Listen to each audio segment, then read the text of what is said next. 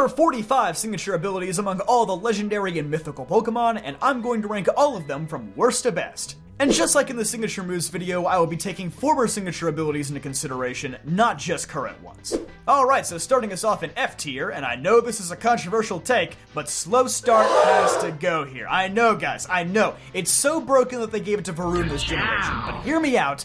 I just don't think losing half of your attack and speed for 5 turns is the plan. Sleep on it a little bit and you might agree with me. Okay, so with that out of the way, we advance to D tier. Starting us off here, I have Terra Shift, the ability of the baby Terapagos form. I guess you could argue this ability is secretly really good because it turns Terapagos into an actual legendary with its base stats going way up. But honestly, since we never get to battle with the baby form, this ability is functionally meaningless. The baby form in itself is kind of meaningless. Like, what was the point of this? Was it to sell plushies? It was to sell plushies, I thought so. Okay, so for our first true entry in the video, we have Victini's Victory Star, which raises the accuracy of Victini and its allies by 10%. This ability was definitely designed around triple and rotation battles in Gen 5, but since those never really caught on and ended up getting phased out fairly quickly, now this ability only really does anything in doubles, which is a problem because Victini is a mythical and is thus banned from VGC. So, really, Victini can only use his ability to get slightly better accuracy for its own Bolt Strike or Focus Blast, but even then, it's Focus Blast. Don't get your hopes up. Also going here is Zygarde's Aura Break purely because of how ridiculously situational it is. It reverses the effects of Fairy Aura and Dark Aura, which means it only works when you send Zygarde out against Xerneas or Yveltal. And I believe I covered this in the worst signature abilities video, but the math also doesn't work like you would probably think it does. Meaning Xerneas and Yveltal actually don't get as debuffed as you think, and also, Zygarde just has a way better ability that it's always going to use over this one. Haha! Foreshadowing. And lastly in this tier is Silvali's RKS system, essentially being the same thing as Arceus' multi-type, but what sucks about it is that the discs you use on Silvally don't actually give Silvally an attack boost, unlike the plates. So this ability literally just gives you a type in exchange for not holding a functional item. It's pretty dog water. Moving on to C tier, the first ability here is Necrozma's Prism Armor. This ability is basically a reskin of Solid Rock, reducing the power of super effective moves by 25%, though it does have the nice added bonus that it can't be ignored by Mold Breaker or similar abilities. I suppose this ability is fine, it's nice to have the extra bulk, especially on Necrozma's Duskmane and Dawnwings forms, but it is also far from the most useful ability.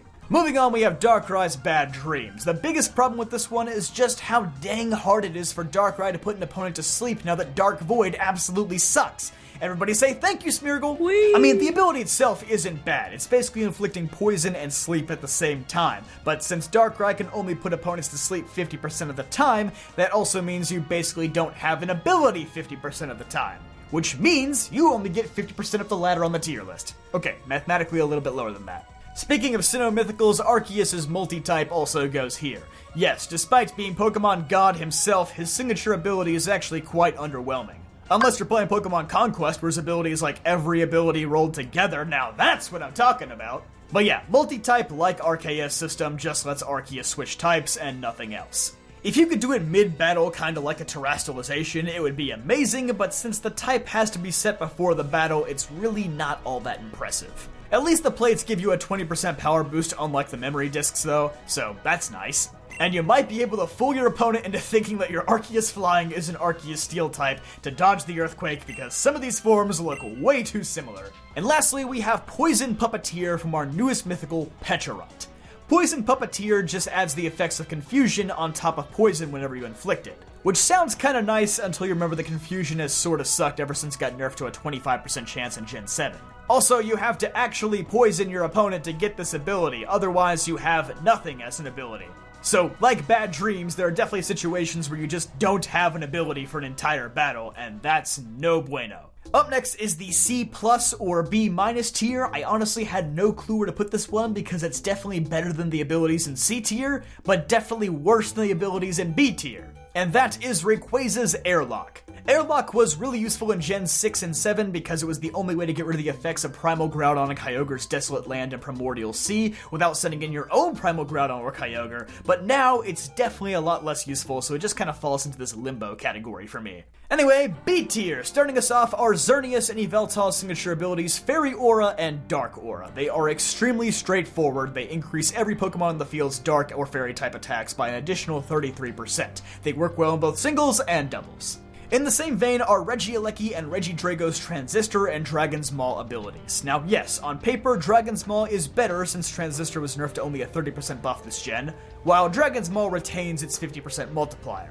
But it kinda evens out since Regieleki is a much better attacker with its high speed stat. Up next, we have two abilities that have different descriptions but are functionally the same, and those are Lunala's Shadow Shield and Terrapagos' Terra Shell. Both reduce the amount of damage done to them when their HP is full, all but ensuring that they will live the first turn of the battle. Although I would say I think Lunala's is slightly better since it gets access to Roost, and outside of Rest, Terrapagos has no way to restore its own HP. While we're at it, we may as well throw in Terraform Zero, the signature ability of Terrestrialize Terrapagos. This one is basically a slightly altered version of Rayquaza's Airlock. This one gets rid of both weather and terrains, which is nice, although it only activates once per battle. I would still say it's slightly better than Airlock in the current meta, though. Also landing in this tier is Solgaleo's Full Metal Body, essentially just being a reskin of Clear Body or White Smoke. It's not the most flashy ability out there, but not being able to have your stats dropped is pretty useful, especially in VGC where Intimidate runs rampant. All three members of the Light Trio are represented here, as Ultra Necrozma's Neuroforce is also present. Powering up super effective moves by 25%, it just takes a really powerful Pokemon and makes it a bit more scary. The next one is an interesting case, and that is Zacian's Intrepid Sword. In Gen 8, this ability was absolutely broken, granting Zacian an attack buff every time it switched in. But now it only activates once per battle, making it much easier for an opponent to deal with, because hey, Intimidate takes care of it pretty quickly. It does still give Zacian enough power to score a quick KO though, so that's nice. Zekrom and Reshiram's Terravolt and Turbo Blaze also belong here, essentially just being reskins of Mold Breaker, another useful ability. These abilities just cancel the effects of other abilities, which is always useful when fighting against other legendaries with abilities as good as these. Unfortunately, one member of this legendary quartet sadly lags behind the other three, and that is Wo-Chien with its Tablets of Ruin ability. So first off, the Ruin abilities that lower the attack powers of all the Pokemon in the field are a bit trickier to play around with than the defensive ones. Like, this ability means you absolutely cannot pair Wo-Chien with a physical attacker or they'll lose all their power. It also means it's way easier for your opponent to play around by just sending out special attackers, which are already preferred because they don't have to deal with Intimidate. So honestly, on paper, Tablets of Ruin isn't bad. It's just the circumstances of the game that make it a bit worse than it should be. Hey, before we reach the A tier, I'd like to remind you that most people watching aren't subscribed, so if you're enjoying this video and you want to see more, make sure to subscribe. It's free. Alright, so now we have reached A tier. Things are starting to get juicy. These are your not quite broken abilities, but ones that play a huge role. Starting us off are the original legendary signature abilities, Drought and Drizzle for Groudon and Kyogre. I shouldn't have to explain why these are so good. Weather setting abilities have always been extremely powerful, except for pre-Gen 9 Snow Warning, but we'll ignore that.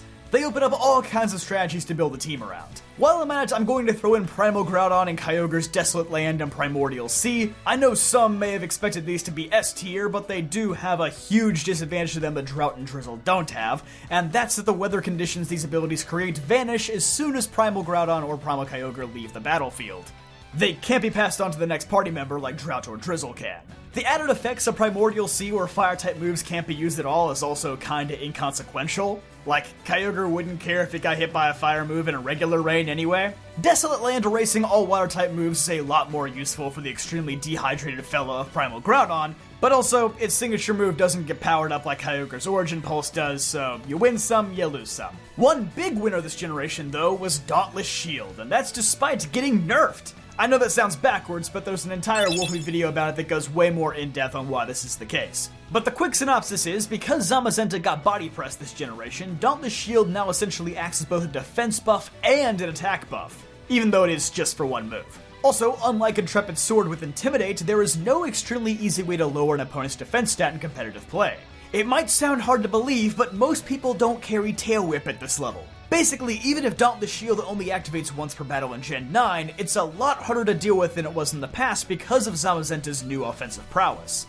Staying with Gen 8, we also have Glastrier and Spectrier's Chilling Neigh and Grim Neigh abilities. These are basically just Beast Boost, which is terrifying. I don't think I need to say anything else. The Surge abilities belonging to the 4 Tapus also belong here. Originally, I considered putting Misty Terrain a tier lower since it doesn't boost the power of fairy moves like the other terrains do, but I suppose cutting the power of Draco Meteor in half made Tapu Fini a really good support Pokemon for teammates, so I decided it was worth moving up. Also, it's really funny how Tapu Bulu isn't even the main Pokemon associated with Grassy Surge, since Rillaboom exists, and even in Gen 7, Bulu was by far the worst of the 4 Tapus, but it's still a good ability though. Next, we have the other 3 Ruin Pokemon's abilities, Ting-Lu's Vessel of Ruin, which makes it a nearly indestructible wall, unlike Wo-Chien, and then Chien-Pao's Sword of Ruin and Chi-Yu's Beads of Ruin, which need no introduction. They just turn these Pokemon into absolute titans of destruction. Lowering the defense and special defense of all Pokemon in the field by 25%, it's hard to not steamroll everything in your path. The trade-off is that these abilities also make Chien-Pao and Chi-Yu pretty frail, but since they are more often than not attacking first, these abilities help them way more than they harm them. We also have Magearna's Soul Heart ability here, essentially being the special attack version of Moxie, which means you always have to be afraid of Magearna sweeping your team. And for the last ability in A tier, we have Ogerpon's Embody Aspect, granting a stat boost depending on which type you terrestrialize into. For the Hearthflame Mask, I would say this one borders on broken, definitely a candidate for S tier. That attack buff does a lot, but the other 3 are more just decent upgrades. Unfortunately, this ability will probably tumble to F tier in Gen 10 when it becomes entirely unusable, but for now, A tier it is. Finally, we have the S tier abilities, the ones that are just completely broken. Starting us off is Mega Rayquaza's Delta Stream. This one is extremely powerful in multiple contexts. For VGC, it has the benefit of canceling out all other weather conditions, including Desolate Land and Primordial Sea, and it also has the added effect of canceling out the weaknesses of Flying-type Pokemon, meaning it is virtually impossible to one-hit KO a Mega Rayquaza when this ability is up. So it gets to Dragon Dance or Dragon Ascent or do basically anything it wants to. If that sounds like something a comically overpowered boss Pokemon would have, just wait until Zygarde's Power Construct, an ability that basically gives your Pokemon a Phase 2. With Zygarde Complete Form nearly having the same bulk as a Blissey, you can set up Dragon Dances or Coils completely undisturbed to wipe out your entire team in one fell swoop. Calyrex's As One ability also belongs here, as it takes the already busted abilities of Grim/Chilling Neigh and adds Unnerve to them. Unnerve isn't a particularly popular singles ability, but in doubles, where you're forced to run different items on every Pokemon, berries are quite common, making this ability a lot more useful. Of course, when talking VGC, you can't forget about Urshifu's Unseen Fist. Hitting through Protect fundamentally changes the entire way the game needs to be played, and paired with its immensely powerful signature moves, you are forced to respect Urshifu with this ability. You could argue it's not the greatest ability for singles or the main story where Protect isn't a very common move, but I think you have to acknowledge just how dominant this ability is in VGC. And for the last abilities in the video, we have Koraidon's Orichalcum Pulse and Miraidon's Hadron Engine.